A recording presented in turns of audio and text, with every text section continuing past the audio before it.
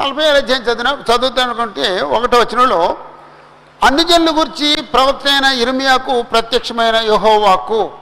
అన్ని జనుల గురించి లేకపోతే అన్య దేశాల గురించి,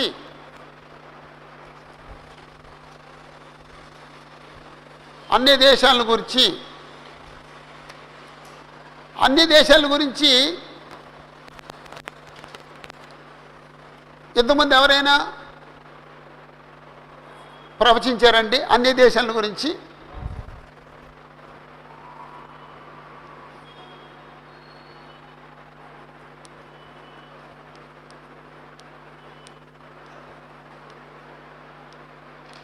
అన్య దేశములు అని చెప్పేసి అంటే, లేకపోతే అన్య దేశములను గూర్చి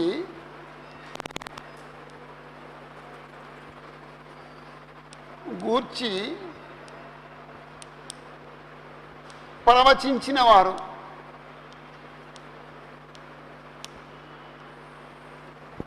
అన్ని దేశాల గురించి ప్రవచించిన వారు.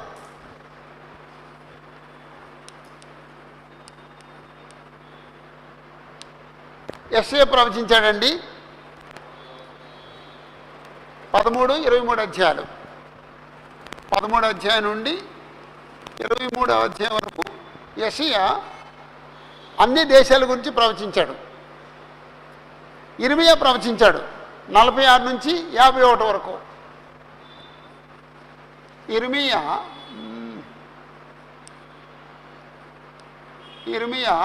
46 నుండి 51 వరకు. ఆ తర్వాత యెహెజ్కేలు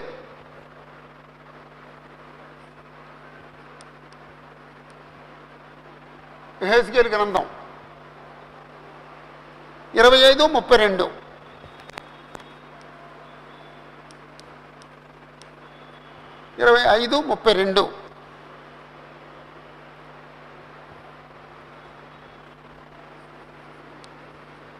దానియేలు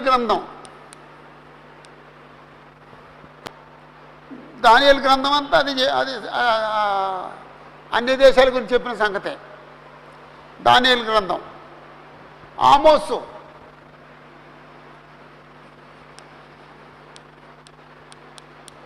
ఆమోసు 1-2 అధ్యాయాలు.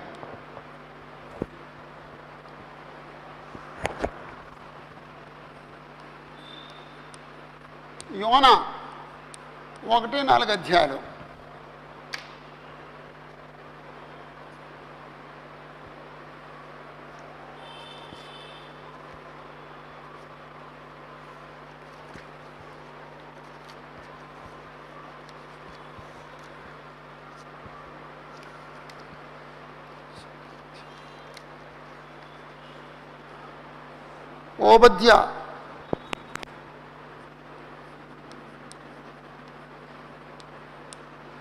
ఓబద్య అంటే ఏదోమును గురించి.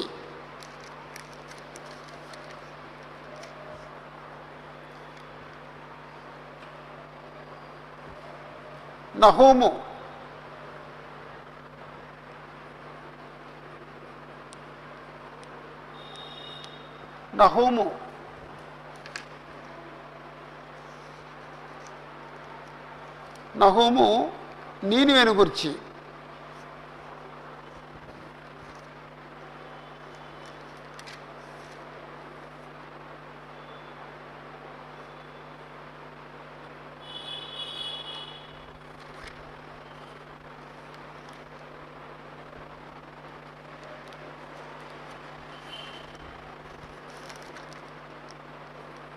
అంతే.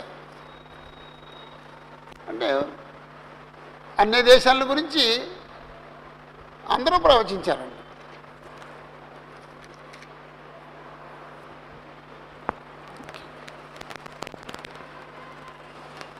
నలభై 46 అధ్యాయంలో ఐగుప్తు నాశనాన్ని గురించి ప్రవచించాడండి. 46లో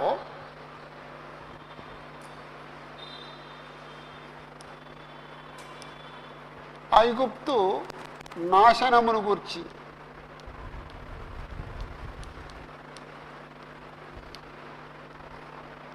ఐగుప్తు నాశనాన్ని గురించి ప్రవచించాడు.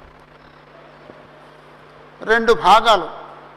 ఇది 46 అధ్యాయం 2 భాగాలు. మొదటి భాగం మొదటి 12 వచనాలు.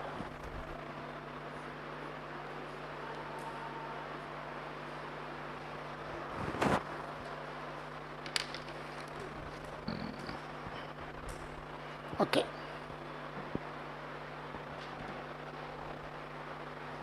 మొదటి వచనంలోనేమో అన్ని జనుల గురించి ప్రవక్త అయిన ఇర్మియాకు ప్రత్యక్షమైన యెహోవాకు అని చెప్పేసి అన్నాడు. అప్పుడు అదేమో ఆ పదమేమో 46, 51 అంతవరకు సరిపోయే, 46 నుంచి 51 వరకు సరిపోయే మాట అది. ఒకటో వచనం. రెండో వచనం ఏమో మొదటి 12 వచనాలకు సంబంధించింది. రెండవ వచనం మొదటి 12 వచనాలకు సంబంధించింది.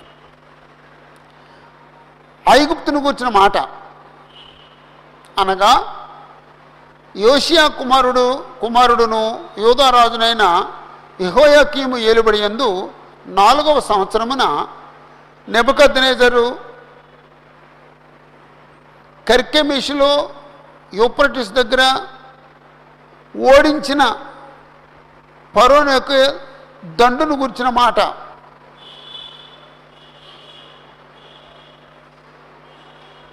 ఒకసారి ఆ రెండవ వచనాన్ని బట్టి 46, 1, 12 వచనాల్లో లేకపోతే 2, 12 వచనాల్లో దేని గురించి ఉందన్నమాట అండి.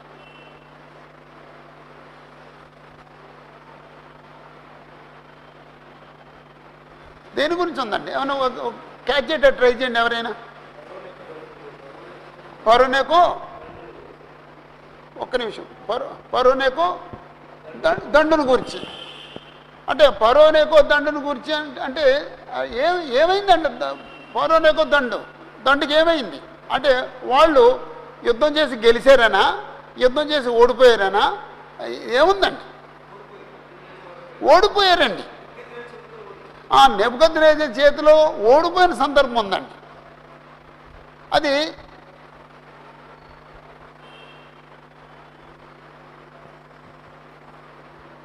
యెహోయాకీము ఏలుబడి 4వ సంవత్సరమున నెబుకద్నెజరు కర్కెమీషులో యూఫ్రటీస్ నది దగ్గర ఓడించిన ఫరోను దండును గురించి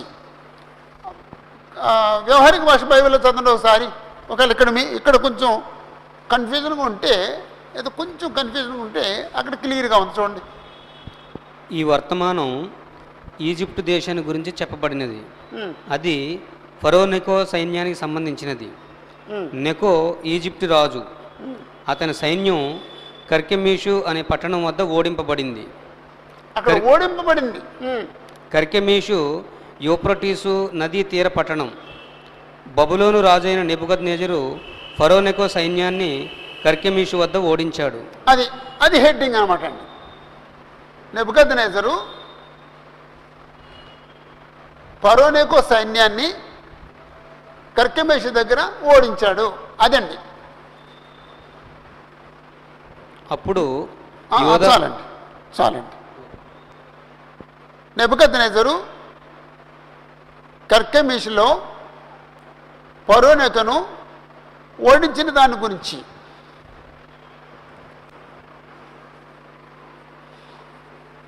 నెబుకద్నెజరు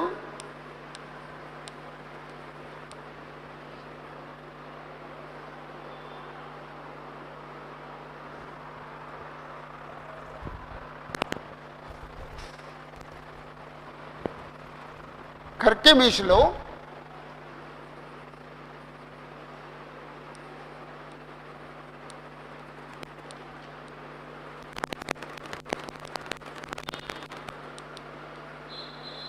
ఫరో నెకోను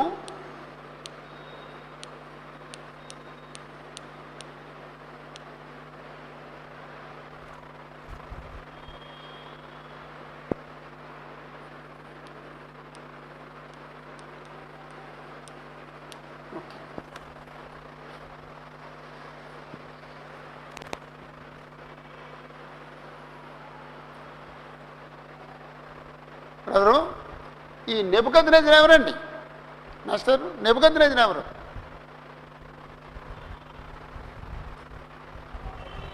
బబులోను రాజు. బబులోను రాజు యూదులు చెరకు తీసుకెళ్ళిపోయినాడు ఈయనే. బబులోను చెరకు తీసుకెళ్ళినాడు. కర్కెమీషు ఎక్కడదండి? కర్కెమీషు ఎక్కడదండి?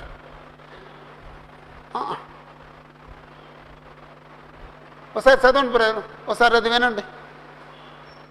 అది అక్కడ అదే ఏం చూడద్దు, అది వినండి. ఈ వర్తమానం ఈజిప్టు దేశాన్ని గురించి చెప్పబడింది. అది ఫరో నెకో సైన్యానికి సంబంధించినది. నెకో ఈజిప్టు రాజు. అతని సైన్యం కర్కెమీషు అనే పట్టణం వద్ద ఓడింపబడింది. కర్కెమీషు యూఫ్రటీసు నదీ తీర పట్టణం. చాలండి. కర్కెమీషు ఎక్కడ? యూఫ్రటీస్ నది తీరంలో ఉండే ఒక పట్టణం, అది కర్కెమీషు. ఫరో నెకో ఎవరండి? ఫరో నెకో ఎవరు? ఐడియా వచ్చిందా? ఫరో నెకో. మీ ఇద్దరు ఒక చోట కూర్చోవాలి కదా, మీరు వేరుగా కూర్చున్నావు, నువ్వు ఎందుకు అలా కూర్చున్నావు? ఈయన పక్కన కూర్చోన్నావు ఏదన్నా అవసరం చెప్పడానికి. మారు. ఫరో నెకో ఎవరండి? ఫరో నెకో ఎవరండి? ఐగుప్తు రాజు అండి. నెకో ఐగుప్తు రాజు చదివారు కదా, క్లియర్గా చదివారండి. ఐగుప్తు రాజు అండి.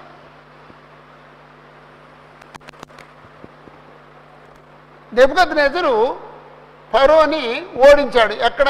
కర్కెమీషులో ఓడించాడు.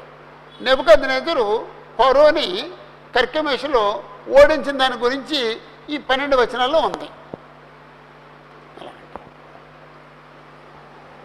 ఓకే.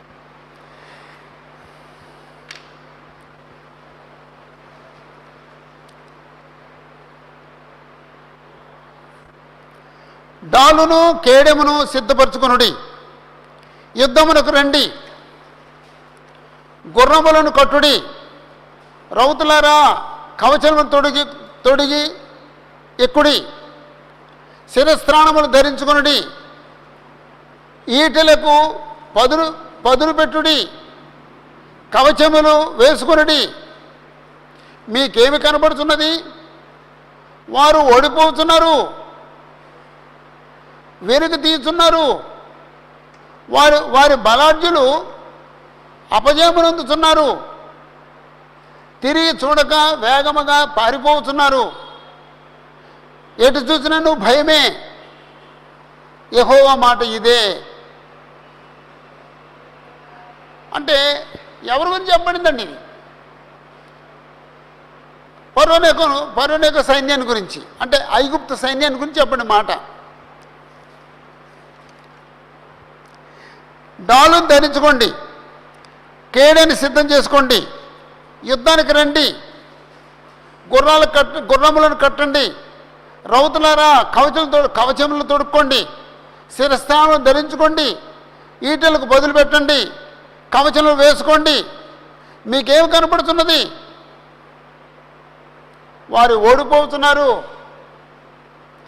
వెనుక తీస్తున్నారు, వారి బలాఢ్యులు అపజయం పొందుతున్నారు, తిరిగి చూడక వేగరముగా పారిపోతున్నారు. ఎటు చూసినాను భయమే. ఎవరికండి? ఫరో నెకో సైన్యానికి భయమే. యెహోవా మాట ఇదే. 6వ వచనంలో త్వరగా పరిగెత్తువారు పరిగెట్టాలనుకున్నారు, పరిగెట్టలేకపోతున్నారు. బలాఢ్యులు తప్పించుకొని జాలుకున్నారు. ఉత్తర దిక్కున యూఫ్రటీస్ నదీ తీరమందు వారు తొట్టిల్లి పడుతున్నారు. పరిగెత్తాలనుకుంటున్నారు, పరిగెత్తలేకపోతున్నారు. కారణం ఏంటండి? పరిగెత్తాలనుకున్నారు, జాలుకున్నారు. బలాఢ్యులు ఉన్నారు, తప్పించుకొని జాలుకున్నారు. నదీ తీరమందు వారు తొట్టిల్లి పడుతున్నారు. ఎందుచేత పారిపోలేకపోతున్నారు? ఎవరన్నా ఒక సమాధానం చెప్పండి. ఏదో శక్తి వాళ్ళని అడ్డగిస్తుంది అనమాట అండి.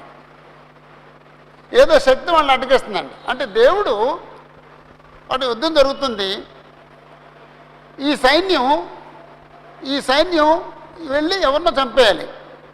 కానీ దేవుడు వాళ్ళని తత్తరపరచడం వల్ల వాళ్ళు ఎవరినో చంపడం బదులు వాళ్ళు చంపుకుంటున్నారు. ఎందుకు జరిగింది అలాగనమాట అండి. ఇప్పుడు ఎదురు తిరిగి యుద్ధం చేయాలి, లేకపోతే పారిపోవాలి. ఇది యుద్ధం చేయలేకపోతున్నారు, పారిపోలేకపోతున్నారు. త్వరగా పరిగెత్తువారు పారిపోతాలనుకున్నారు, బలాఢ్యులు తప్పించుకొని చాలుకున్నారు. అంటే ఏదో శక్తి వాళ్ళని డిస్టర్బ్ చేస్తున్నారు అన్నమాట అండి. అందుకు వాళ్ళు ఆ పని చేయలేకపోతున్నారు. 7వ వచనంలో నైలు నది ప్రవాహం వలె వచ్చి ఇతడు ఎవరు? ఇతని జలములు నదుల వలె ప్రవహించున్నవి. ఐగుప్తీల దండు నైలు నది వలె ప్రవహించున్నది. దాని జలములు తొణకునట్లుగా అది వచ్చుచున్నది. నేను ఎక్కి భూమిని కప్పెదను, పట్టణమును దాని నివాసులను నాశనం చేసేదను అని వాళ్ళు అనుకున్నారు. గుర్రములారా ఎగురుడి, రథములారా రేగుడి, బలాఢ్యులారా బయలుదేరుడి. డాళ్ళు పట్టుకొని కూషీలును పూతీయులను విలుకాండైన లూదీయులను బయలుదేరవలెను. ఇవి కూషీలు పూతీయులు వీళ్ళందరూ కూడా ఐగుప్తు పరిసరాల్లో ఉండేవాళ్ళు. ఇది ప్రభువును సైన్యములకు అధిపతి యెహోవాకు పగ తీర్చు దినము. యెహోవా దేవుడు ఎవరి మీద పగ తీర్చుకున్నాడండి? ఇప్పుడు ఫరోని యొక్క మీద పగ తీర్చుకున్నాడు. ఏం చేతంటే వాళ్ళు యూదులు చాలా ఇబ్బంది పెట్టారు. అందుచేత దేవుడు పగ తీర్చుకున్నాడు, లేక దేవుడు శిక్ష విధిస్తున్నాడు. ఆయన తన శత్రువులకు ప్రతిదండన చేయును, ఖడ్గము కడుపారా తినును. అది లేక ఖడ్గము తనివి తీరా రక్తం త్రాగును. ఉత్తర దేశంలో యూఫ్రటీస్ నది వద్ద ప్రభువును సైన్యములకు అధిపతి యెహోవా బలి జరిగింపబోతున్నాడు. అంటే వీళ్ళని చంపటమే బలి అర్పించడం.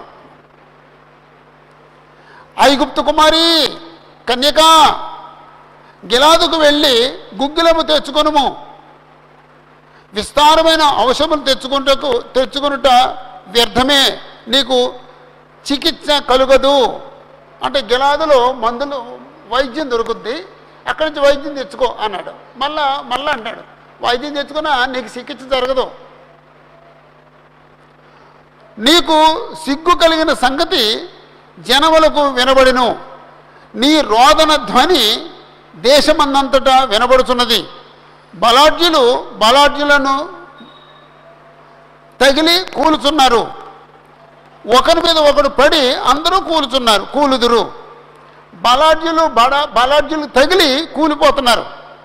అంటే వాళ్ళే తగిలి కూలిపోతున్నారు. ఎక్కడైనా జరిగిందండి అలాంటిది?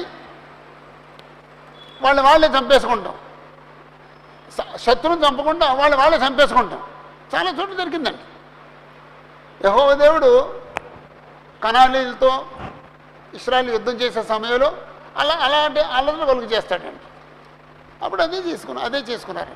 అలాగా యెహోవా హస్తం అక్కడ ఉండటం వల్ల, యెహోవా తీర్పు తీర్చడం వల్ల, యెహోవాకు బలి అర్పించబడటం వల్ల వాళ్ళు శత్రువుని చంపడం బదులు వాళ్ళే చంపేసుకుంటున్నారు.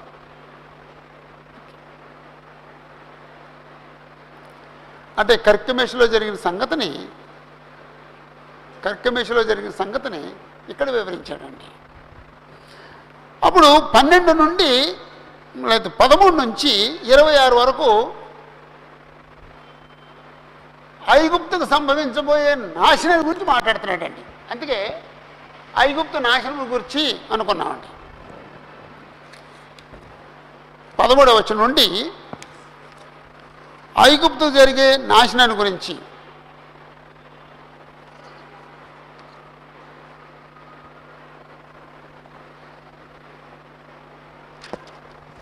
నెబుకద్నెజరు ఐగుప్తును నాశనం చేయడం గురించి 13వ వచనంలో అక్కడ హెడ్డింగ్ ఉంది,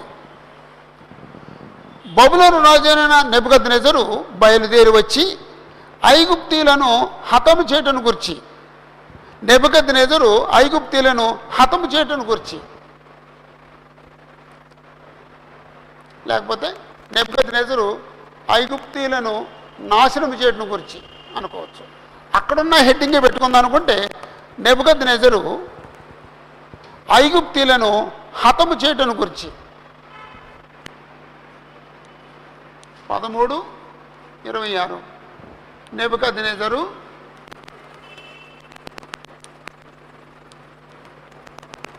ఐగుప్తీయులను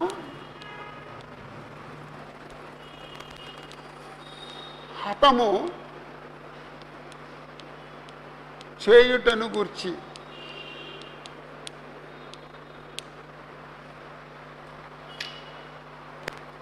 పదమూడవ వచనంలోనే హెడ్డింగ్ ఉందండి. నెబుకద్నెజరు ఐగుప్తీయులను హతము చేయటం గురించి.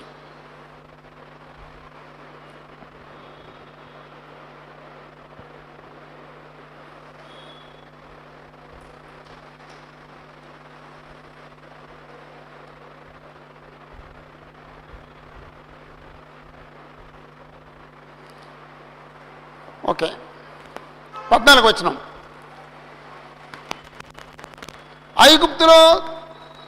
ఐగుప్తులో తెలియజేయుడి, మిగ్దోలులో ప్రకటించుడి, నోపులోను తహపనేసులోను ప్రకటన చేయుడి. ఏమనగా ఖడ్గము నీ చుట్టూనున్న ప్రదేశాలను మింగివేసి ఉన్నది. మీరు లేచి ధైర్యం తెచ్చుకోండి.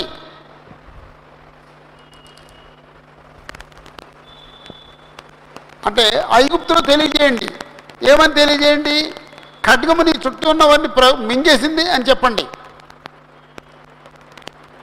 మిగ్దోలులో ప్రకటన చేయండి. మిగ్దోలు అంటే ఈ ఐగుప్తు పరిసరాలు అంటే పట్టణాలు, నోపు, తపహానేసు, ఇవన్నీ కూడా ప్రకటించండి. ఏమని? ఖడ్గము నీ చుట్టూ ఉన్న ప్రదేశాలన్నీ మింగేసింది. కాబట్టి తర్వాత ఏమిటంటే నిన్ను మింగేస్తుంది. అంటే ఇప్పుడు నెబుకద్నెజరు ఏం చేశాడంటే యెరూషలేమును పట్టుకున్న తర్వాత ఆ తర్వాత ఐగుప్తును కూడా పట్టుకున్నాడండి. అంటే వాళ్ళు ఎంతవరకు జయించగలరో అంతవరకు జయించారండి. మన దగ్గర మ్యాప్లు ఉన్నాయి. ఐగుప్తు రాజు ఎంతవరకు విస్తరించాడు అని చెప్పేసి అని ఐగుప్తు సరిహద్దులు చూపిస్తాడండి. బబులోను రాజు ఎంతవరకు జయించాడో తెలియజేయడానికి ఒక రెడ్ గీత చేస్తాడండి. ఈ భాగాలంతటినీ అతను జయించాడు అని. అలా అషూరుని జయించాడు, సిరియాని జయించాడు, ఇస్రాయల్ని జయించాడు, తూరు సీదోన్ని జయించాడు, ఫిలిస్తీన్ని జయించాడు, యూదాని జయించాడు,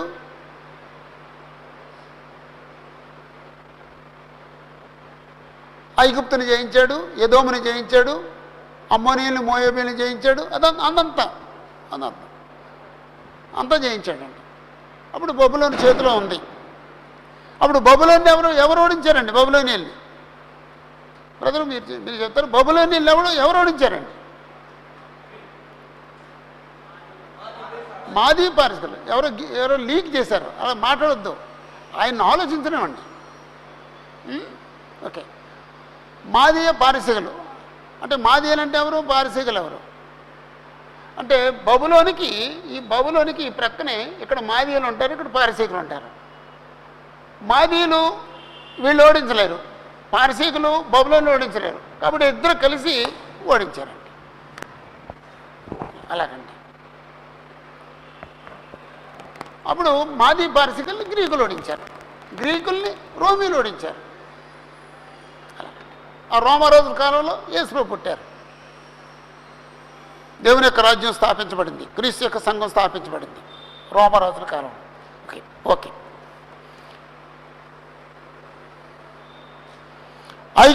ఐగుప్తులో తెలియజేయండి, మిగ్దోలులో ప్రకటించండి, నోపులోను తహపనేసులోను ప్రకటన చేయండి. ఏమని? ఖడ్గము నీ చుట్టూనున్న ప్రదేశంలో మింగివేస్తున్నది. లేచి ధైర్యం తెచ్చుకోండి. ధైర్యం తెచ్చుకోండా?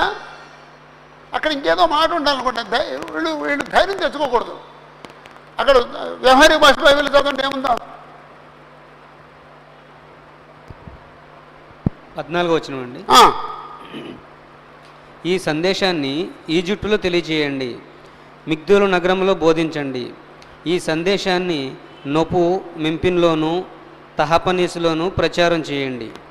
యుద్ధానికి సిద్ధపడండి, ఎందువల్లంటే అంతే, మీ చుట్టూ ఉన్న ప్రజలు కత్తిచే చంపబడుతున్నారు. యుద్ధానికి సిద్ధపడండి, ధైర్యం తెచ్చుకోండి అనే మాట ఎప్పుడు అంటామంటే వాళ్ళకి మేలు చేయటానికి, వాళ్ళు గెలవాలని అనుకున్నప్పుడు ధైర్యం తెచ్చుకోండి అంటామండి. ఇక్కడ ధైర్యం తెచ్చుకోండి కాదు, యుద్ధానికి సిద్ధపడండి, ఎందుకంటే వాళ్ళు మిమ్మల్ని చంపేస్తారు. యుద్ధానికి వెళ్ళండి, ధైర్యం తెచ్చుకోండి అనేదేమో ఆదరణ మాట అండి. ఇక్కడ ఆదరణ మాట కాదండి. అంచేత ఇక్కడ ధైర్యం తెచ్చుకోండి అనే చోట యుద్ధానికి సిద్ధపడండి అని రాసుకోండి, మీ బైబిల్లో రాసుకోండి. కింద వ్యవహారిక భాష బైబిల్లో ఆ మాట ఉంది.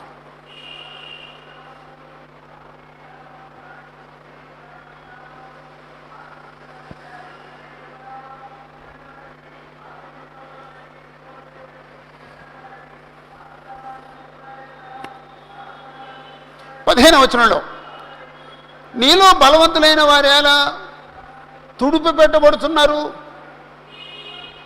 ఐగుప్తీయుల్లో బలవంతులైన వారు తుడిపి పెట్టబడుతున్నారటండి. యెహోవా వారిని తోలివేయుచున్నాడు.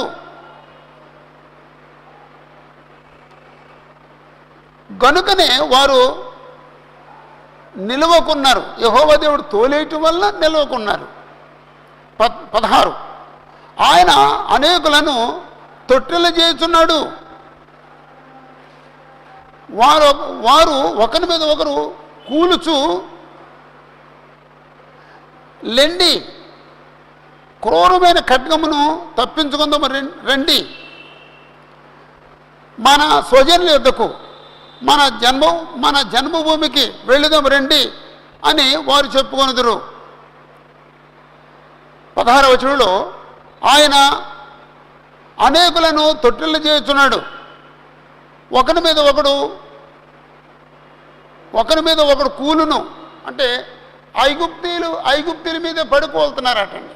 అది 17వ వచనంలో ఐగుప్తు రాజుకు ఫరో యుక్త సమయము పోగొట్టుకుని వాడనియు వట్టి ధ్వని మాత్రమే అనియు వారచట చాటించిరి. ఐగుప్తు రాజు ఎలాంటోడండి? సమయం అంటే యుక్త సమయాన్ని పోగొట్టుకున్నాడు. అంటే సమయానికి ఎలా ప్రవర్తించాలో అలా ప్రవర్తించలేడు. సమయానికి యుద్ధ సమయంలో ఎలాంటి వ్యూహం చేయాలో అలాంటి వ్యూహం చేయలేనివాడు. వట్టి ధ్వని మాత్రమే అని వాళ్ళు అంటున్నారు. వట్టి ధ్వని మాత్రమే, అది మాటలే, ఏదో బోర్లే, అతను కార్యాన్ని చేయలేడు. 18వ వచనం పర్వతములో తాబోరు ఎట్టుదో, సముద్ర ప్రాంతముల్లో కరిమెలి ఎట్టుదో, నా జీవముతోడు అతడు అట్టివాడే వచ్చును. రాజును సైన్యములకు అధిపతి యెహోవా వాక్కు ఇదే. ఇది ఎవరి గురించండి? 17వ వచనం ఎవరి గురించండి? 17వ వచనం ఎవరి గురించి? ఫరోను గురించి. 18వ వచనం ఎవరి గురించి? ఎవరి గురించి అయి ఉండొచ్చు? నెబుకద్నెజరు గురించి.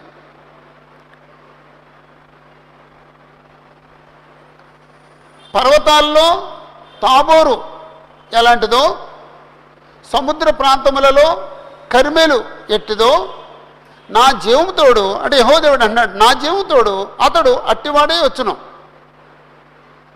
అట్టివాడే వచ్చును అనే మాట నెబుకద్నెజరుకు వర్తిస్తుందా,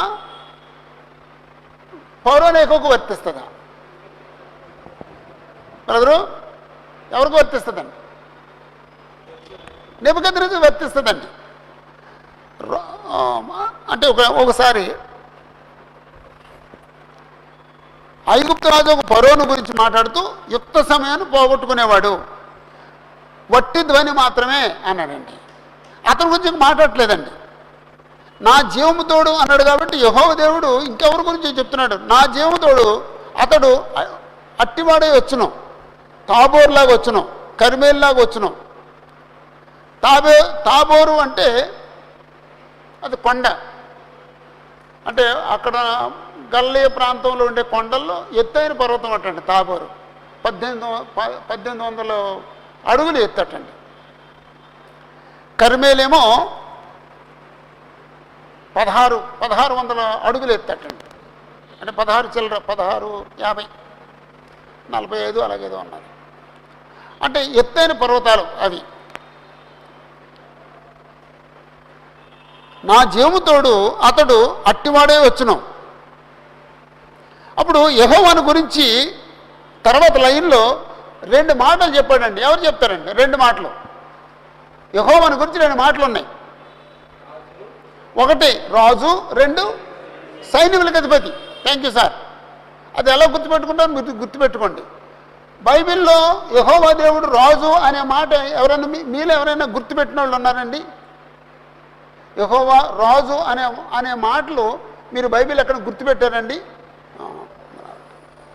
ఈసారి బైబిల్ స్టడీలో యెహోవాను రాజు అని ఎక్కడన్నాడు మీరు అందరూ గుర్తుపెట్టుకోండి. అంటే ఈ ప్రపంచంలో చాలామంది యెహోవాను రాజుగా చూడట్లేదండి. మరి ఎవరండి యెహోవా రాజు కాకపోతేనే? రాజు కాకపోతే ఎవరండి ఆయన?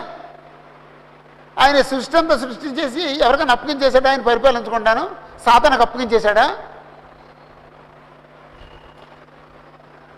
ఈ సృష్టి అంతా సృష్టించి మనుషులందరూ సృష్టించి సాతానికి అప్పగించేశాడా? ఆయన పరిపాలించట్లేదా?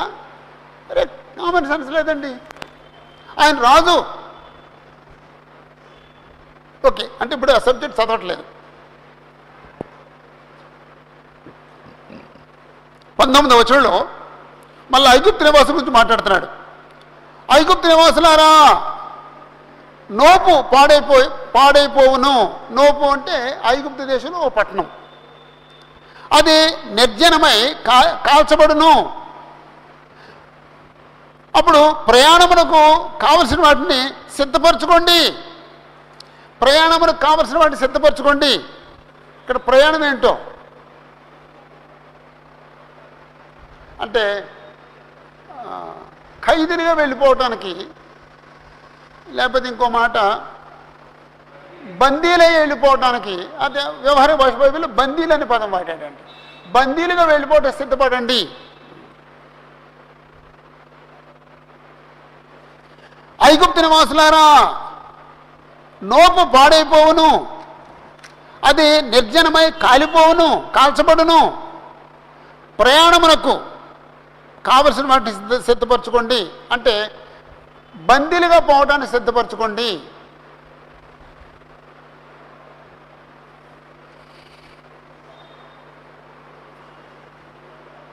ఇరవై వచనంలో ఐగుప్తు అందమైన పెయ్య, అంటే పెయ్యి దూడ అంటాం చూడండి, ఆవు దూడ, అందమైన పెయ్య ఉత్తర దిక్కు నుండి జోరీగా వచ్చేయున్నది. ఉత్తర దిక్కు నుండి అంటే ఎవరండి? బబులోను రాజే. అంటే ఇది తూర్పు, ఇది పడమర, ఇది ఉత్తరం, ఇది దక్షిణం.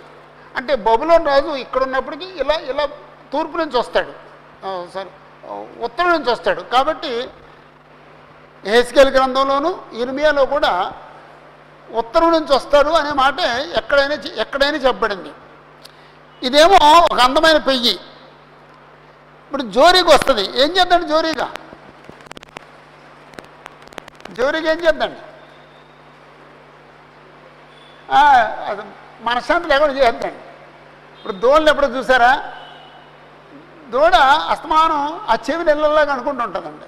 ఆ చెవి ఆడితే కదా ఇళ్ళల్లాగా అనుకుంటుంటుంది, ఇళ్ళల్లాగా అనుకుంటుంటుంది, ఆ తోవతో కొట్టుకుంటుంటుంది. ఎందుకంటే జోరేకి వచ్చి ఏడిపించి చేద్దండి. ఇప్పుడు ఐగుప్తు ఏమో ఆవు, ఒక పెయ్యి. బబులోను రాజేమో ఒక జోరీగా, అంటే మనశ్శాంతి లేకుండా చేస్తాడు అని చెప్పాడు అనమాట అండి. ఓకే, 21వ వచనంలో పరదేశులైన ఆమె కూలీ సిపాయిలు పెంపుడు దూడల వలె ఉన్నారు. వారే కదా వెనుక తొట్టు తిరిగి ఎక్కడను నిలవకుండా పారిపోయిరి. వారికి ఆపద్దినము వచ్చినది, శిక్షాదినము వారికి ఆసన్నమాయను, శత్రువులు దండెత్తి వచ్చుతున్నారు. ఓకే, 27వ వచనంలో ఐగుప్తు గురించి మాట్లాడుతున్నాడు. ఐగుప్తు కొంతమంది కూలీ సిపాయిలను, అంటే కూలికి కొంతమంది సైనికుల్ని ఏర్పాటు చేసుకున్నారు. వాళ్ళు ఎలాంటి వాళ్ళు అంటే దూడల వలె, పెంపుడు దూడల వలె ఉన్నారు అన్నాడండి. కూలీ సిపాయిలు, కూలీ సిపాయిలు అంటే సిపాయిలు అంటే సైన్యం, కూలీ సిపాయిలు అంటే కూలికి పెట్టుకున్న సైన్యం. సైన్యాన్ని కూలికి పెట్టుకుంటారండి. ఇతర దేశాల వాళ్ళకి మేము రోజుకింత ఇస్తామని చెప్పేసి ఆ సైనికుల్ని అద్దెకు తెచ్చుకుంటారండి. కాబట్టి వీళ్ళు కూడా, అంటే ఐగుప్తీయులు కూడా బబులోనీయులతో యుద్ధం చేయడానికి అద్దెకి సైన్యాన్ని తెచ్చుకున్నారండి. అద్దెకి తెచ్చుకున్న వాళ్ళు ఎలా ఉంటారండి? పెంపుడు దూడల వలె ఉన్నారు అన్నాడండి. వారే కదా వెనుక తట్టు తిరిగి ఎవరు నిలకుండా పారిపోయారు అన్నాడండి. వారికి ఆపద్దిన వచ్చినది, శిక్షా దినము వారికి ఆసన్నమాయను. ఐగుప్తీయులు నిలవలేదు, ఐగుప్తీయులు తెచ్చుకున్న అద్దె సిపాయిలు నిలవలేదు. ఓకే, 22వ వచనం, శత్రువులు దండెత్తి వచ్చుతున్నారు. ఎవరి శత్రువులు? బబులోనీయులు. ఎలా ఉన్నారట వాళ్ళు? మ్రానులు నరుకు వారి వలె గొడ్డండ్లు పట్టుకొని దాని మీదకి వచ్చుతున్నారు. ఆలకించుడి, ఆమె ధ్వని ప్రాకిపోవు పాము చప్పుడు వలె ఉన్నది, ఇదే యెహోవాకు. ఓకే, శత్రువులు దండెత్తి వస్తున్నారు. శత్రువులు అంటే బబులోనీయులు. ఎలా వస్తున్నారు అంటే గొడ్డలు పట్టుకొని చెట్టులు నరికే వాళ్ళు వస్తారు ఉంటే అలా వస్తున్నారటండి. ఇక్కడ చెట్లు ఎవరంటే ఐగుప్తీయులు, అంటే ఐగుప్తీయులు నరికేయడానికి వస్తున్నారు. ఆలకించుడి, ఆమె ధ్వని ప్రాకిపోవు పాము చప్పుడు వలె వినబడుతున్నది. అంటే అప్పుడు ఒకవేళ వాళ్ళు పారిపోతే, ఐగుప్తీయులు పారిపోతే పాము చప్పుడు లేకుండా అలా పారిపోతే అలా పారిపోతారండి. 23వ వచనం, లెక్కలేని వారై మిడతల కన్నా విస్తరింతురు, చొరశక్యము గాని ఆమె అరణ్యమును నరికివేయుదురు. బబులోని సైన్యం మిడతల కన్నా విస్తరించి ఉంటారు, లెక్కలేనంత ఉంటారు. ఐగుప్తు అరణ్యాన్ని, అంటే ఐగుప్తు మనుషుల్ని నరికేస్తారు. 24వ వచనం, ఐగుప్తు కుమారి అవమానపరచబడును, ఉత్తర దేశస్థులకు ఆమె అప్పగింపబడును. ఐగుప్తును ఒక స్త్రీతో పోల్చాడు, అది అవమానపరచబడుద్ది. ఉత్తర దేశస్థులు అని చెప్పేసి అంటే బబులోనీయులకు ఆమె అప్పగించబడుద్ది. 25వ వచనంలో, ఇశ్రాయేలు దేవుడును సైన్యముల అధిపతి యెహోవా ఎలాగ సెలవిస్తున్నాడు, నోలో నుండి ఆమోను దేవతను, ఫరోను, ఐగుప్తును, దాని దేవతలను, దాని రాజులను, ఫరోను అతని ఆశ్రయించు వారిని నేను దండించుతున్నాను. యెహోవా దేవుడు ఇలా సెలవిస్తున్నాడు, నేను దండిస్తున్నాను అన్నాడు. ఎవరిని దండిస్తున్నాడు అటండి? ఆమోను దేవతని, ఫరోని, ఐగుప్తుని, దాని దేవతల్ని, దాని రాజుల్ని, ఫరోను ఆశ్రయించిన వారందరినీ నేను దండిస్తున్నాను. 26వ వచనంలో వారి ప్రాణము తీర్చూచు బబులోను రాజు నెబుకద్నెజరు చేతికి, అతని సేవకుల చేతికి నేను వారిని అప్పగించున్నాను. బబులోను రాజు నెబుకద్నెజరు చేతికి, అతని సేవకుల చేతికి నేను ఐగుప్తును అప్పగించబోతున్నాను. ఆ తరువాత అది మునుపటి వలనే నివాస స్థలమగును. 26వ వచనంలో ఆఖరి మాట, ఆ ఒక్క మాటే ఆదరణ మాట అండి. ఇంతవరకు చదివిన మాటలన్నీ వాళ్ళకి శిక్ష వస్తుంది, నాశనం వస్తుంది అని చెప్పిన మాటలే. ఆఖరి మాట ఎవరైనా ఒకరు చదవండి. ఆఖరి మాట 26వ వచనంలో ఆఖరి మాట చాలండి.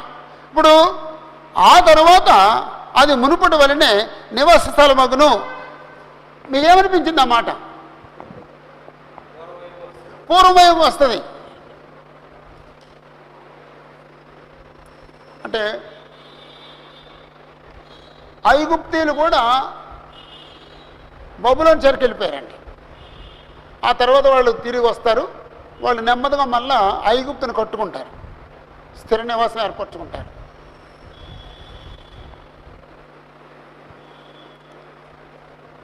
క్రొత్త నిబంధనలో ఐగుప్తుకి ఏమైనా ప్రాధాన్యత ఉందండి? మీరు ఎవరైనా చెప్తారా? ఐగుప్తుకి ఏమైనా ప్రాధాన్యత ఉందండి? క్రొత్త నిబంధనలో ఐగుప్తుకి ఏమైనా ప్రాధాన్యత ఉందండి?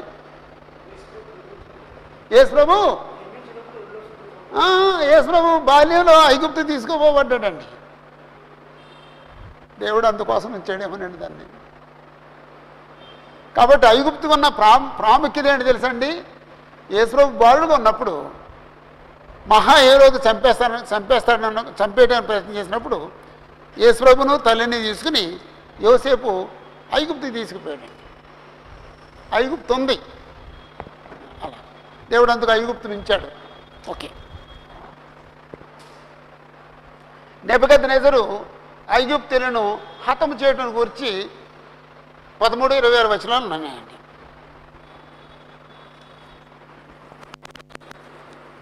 27-28 వచనాలు.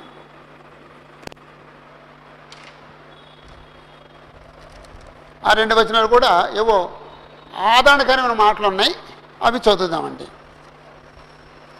ఆదరణకరమైన మాటలు.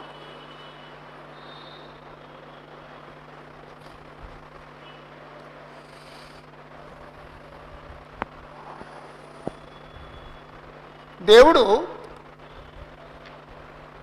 ఇశ్రాయేలుకి ఇచ్చిన ఆదరణకరమైన మాటలు. దేవుడు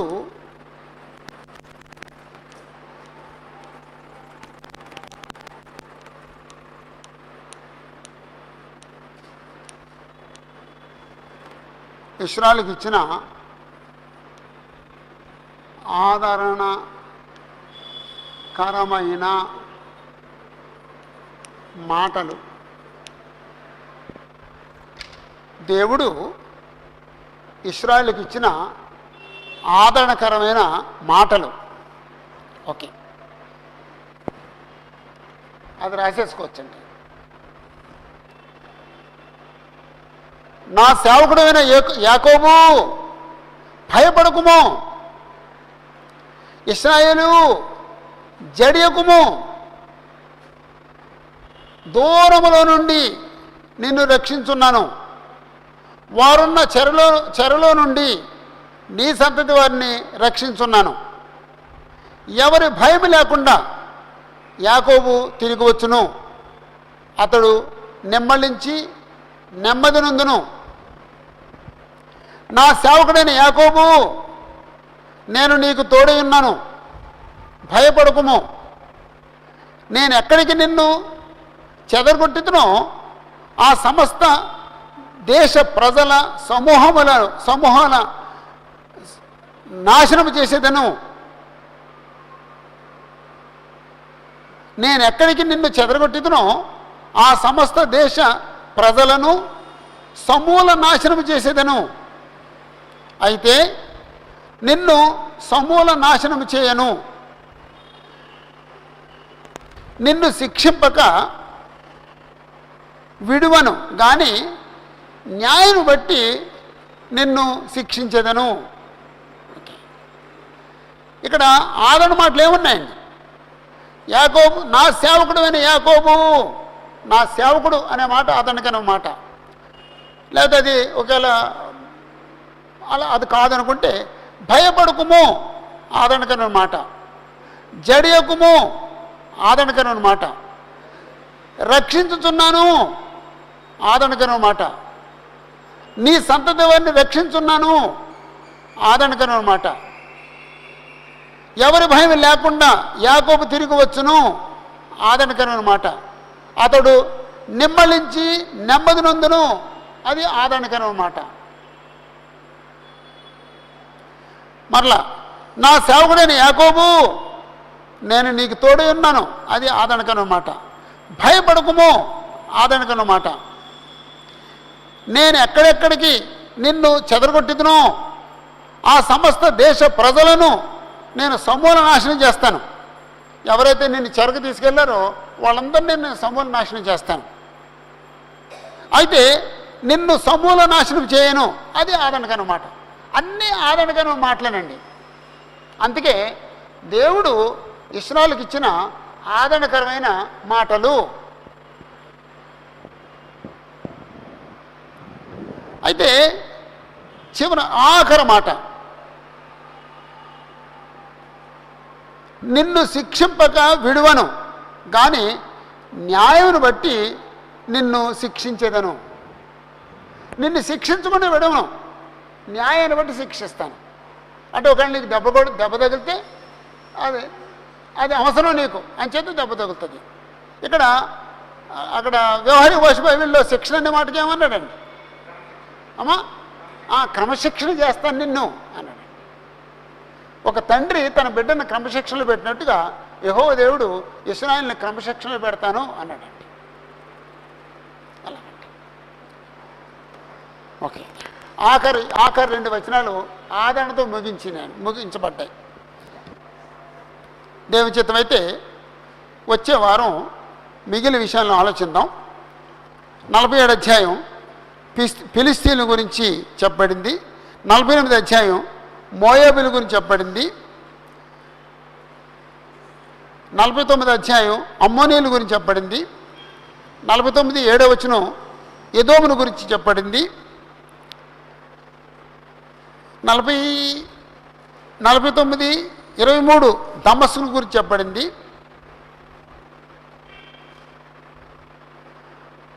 34 35 వచనాల్లో 35వ వచనంలో యాలామును గురించి చెప్పబడింది.